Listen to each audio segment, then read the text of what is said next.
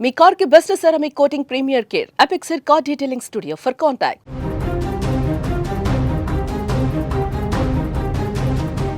భార్యాభర్తలు, తాత మనవళ్ళు, పెద్దలు, పిల్లలు అంతా కలిసి కుటుంబ సమేతంగా బయలుదేరిన ఉమ్రా పవిత్ర యాత్ర అంతిమ యాత్రగా మారింది. సౌదీ అరేబియాలోని మక్కాలో పవిత్ర స్థలాలను దర్శించుకొని ప్రార్థనా మందిరాలలో ప్రార్థనలు చేసి మదీనాకు బయలుదేరగా మార్గ మధ్యలో అంతులేని విషాదం చోటు చేసుకుంది. నిన్న తెల్లవారుజామున జరిగిన ఘోర రోడ్డు ప్రమాదంలో 45 మంది హైదరాబాద్ వాసులు సజీవ దహనమయ్యారు.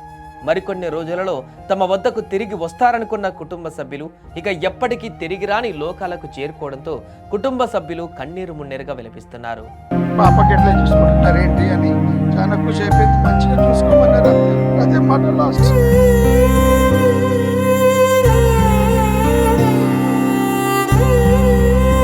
ఆ 18 మంది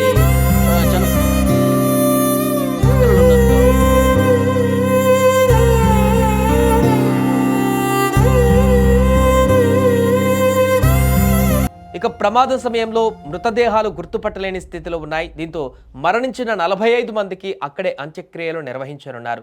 విద్యానగర్కు చెందిన నజీరుద్దీన్ కుటుంబంలోని 18 మంది మరణించగా వారందరికీ సౌదీలోనే అంత్యక్రియలు నిర్వహిస్తామని కుటుంబ సభ్యులు తెలిపారు. బస్సులో భారీగా మంటలు చెలరేగడంతో కొన్ని మృతదేహాలు గుర్తుపట్టలేని స్థితిలో ఉన్నట్లు తెలుస్తోంది. ఈ నేపథ్యంలో కుటుంబ సభ్యులు డిఎన్ఏతో మృతుల డిఎన్ఏను పోల్చడం ద్వారా గుర్తించే అవకాశం ఉంది. జెడ్డాలోని భారత విదేశీ వ్యవహారాల శాఖ అధికారులు రాష్ట్ర ప్రభుత్వంతో సంప్రదింపులు జరుపుతున్నారు.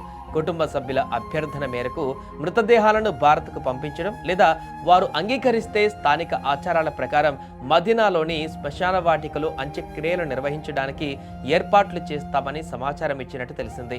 ఇక ఈ నేపథ్యంలోనే సౌదీ వెళ్లేందుకు మృతుల కుటుంబ సభ్యులు సిద్ధమవుతున్నారు. అందుకు కావలసిన ఏర్పాట్లను తెలంగాణ రాష్ట్ర ప్రభుత్వం సిద్ధం చేస్తున్నట్టుగా తెలుస్తుంది. ఏదేమైనా కూడా ఒకే కుటుంబానికి చెందిన 18 మంది హైదరాబాద్ వాసులు చనిపోవడం తీవ్ర విషాదంగా మారింది. మరీ ముఖ్యంగా ఈ బస్సు ప్రమాదం జరిగినటువంటి తీరు ఒళ్ళు గగుర్లు పుడిచేలా కనిపిస్తుంది. అక్కడ జరిగినటువంటి భారీ బస్సు ప్రమాదం నేపథ్యంలో వెంటనే మంటలు అంటుకొని అందులో ఉన్నటువంటి 45 మంది పూర్తిగా సజీవ దహనమయ్యారు.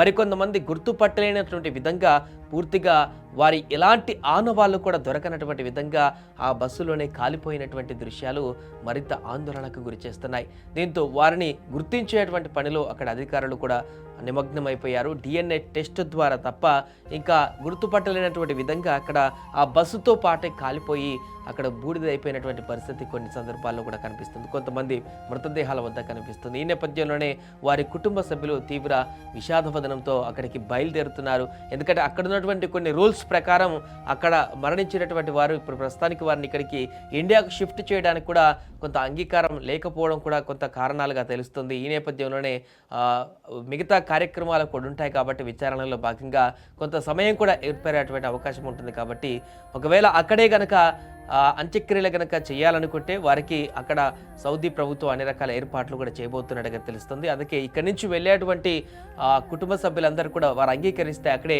అంత్యక్రియలు కూడా పూర్తి కానున్నాయి. ఒకవేళ ఇక్కడ భారత ప్రభుత్వం కనుక చొరవ తీసుకొని సౌదీ నుంచి ఆ యొక్క మృతదేహాలను తీసుకురావడానికి కనుక ప్రయత్నాలు చేసి అటు సౌదీ కూడా అంగీకరిస్తే ఒకవేళ అక్కడి నుంచి తీసుకువచ్చేటువంటి అవకాశం ఉంది.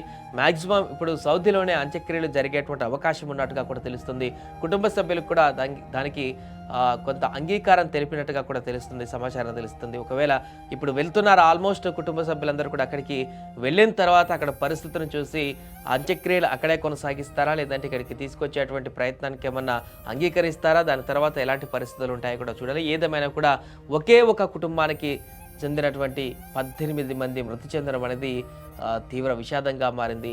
ఇది కూడా బస్సు ప్రమాదం. ఈ మధ్యలో జరుగుతున్నటువంటి వరుస బస్సు ప్రమాదాల నుంచి కొంత తేరుకుంటున్నటువంటి సమయంలోనే మరొక బస్సు ప్రమాదం మన దేశంలో కాకపోయినప్పటికీ కూడా ఇది కూడా బస్సు ప్రమాదమే కావడంతో ఒక వరుసగా జరుగుతున్నటువంటి బస్సు ప్రమాదాలు దీనికి సంకేతం అనేటువంటి ఒక ఆందోళన కూడా వ్యక్తమవుతుంది. చాలామంది ప్రజలకు ఈ యొక్క బస్సు ప్రమాదాల ఘటన అనేటువంటిది రోజు నిత్యం కళ్ళలోనే తిరిగిపోతున్నటువంటి సందర్భం అయితే నెలకొంది. ఏదేమైనా కూడా ఈ ఘటనకు సంబంధించి అయితే ప్రస్తుతం కుటుంబ సభ్యులందరూ కూడా అక్కడికి బయలుదేరారు. పాపకి ఎట్లా చూసుకుంటున్నారు ఏంటి అని చాలా ఖుషి అయిపోయింది. మంచిగా చూసుకోమన్నారు, అదే మాట లాస్ట్.